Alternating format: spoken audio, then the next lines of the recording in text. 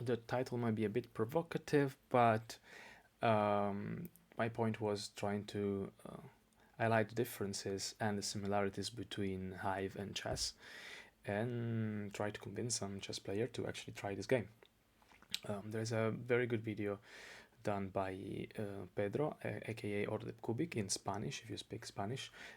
So it's very similar. I want to share a bit more my experience. So I also played chess since I was 4, and I got ELO of around 2000, so I'm not, of course, a professional. I'm a good amateur. And I started to play Hive only 6 years ago, so I was 25, something like that, 24, 25. And it really struck me. Like yeah, I got obsessed with it. It basically replaced chess for me at that point. I probably was in a moment of my life where I wasn't playing uh, so much chess after university. Like during university, I didn't play much. So yeah, I wasn't very stimulated somehow. And by chance, I don't even remember how, I just found out about this game, and I started playing Board Game Arena, and it was, wow, it was like so similar to chess, but it also had something very different that, like, I could apply the same kind of thinking system, but with new ideas, new techniques, new tactics, new strategy, new mechanics. It's very, yeah, it really resonated. And I think this happened to many chess players as well. Um, but of course, there are some differences, some pros and cons. So I just wanted to go through it a little bit more, and hopefully you will get intrigued by it, and maybe you'll try Hive yourself. Let's start from the similarities. So they are both chess-like games or checkmate games. So one piece is the most important in the game, and it's the goal of the game. So in chess, you have to checkmate the king. In Hive, you have to surround the queen bee. Um, and they both have pieces moving in different ways. Actually, even in a complementary way. So in the same way, the bishop and the knight are sort of complementary in chess. Also, the grasshopper and the spider, for example, are complementary in Hive.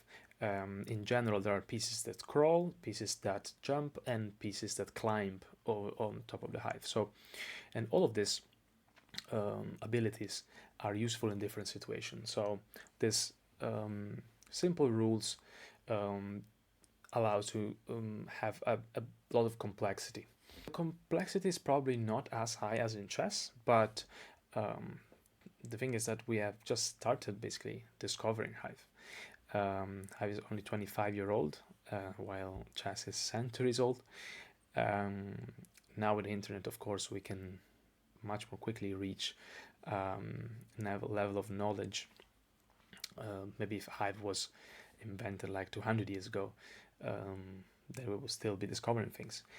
Uh, and this is one of the part of the games that I actually enjoy the most. So since there is no opening theory, there is no so much literature yet as for other games. I mean, there are a couple of books, but not so much yet. We are still trying to discover the game basically, and discovering new openings, experimenting with new ideas. And I have to say, in the last um, I've played the world championship for the last 5 6 years, and every year there was something different. Basically, every year I learned something new. There were new ideas, new trends. Okay, maybe I'm going a bit off tangent, but so in this sense they are not so similar, but you can experience the same thing you would have in chess, but from a new perspective.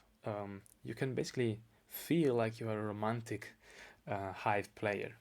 Um, in chess there was the romantic era where players were just playing aggressively, and they hadn't discovered yet many positional ideas.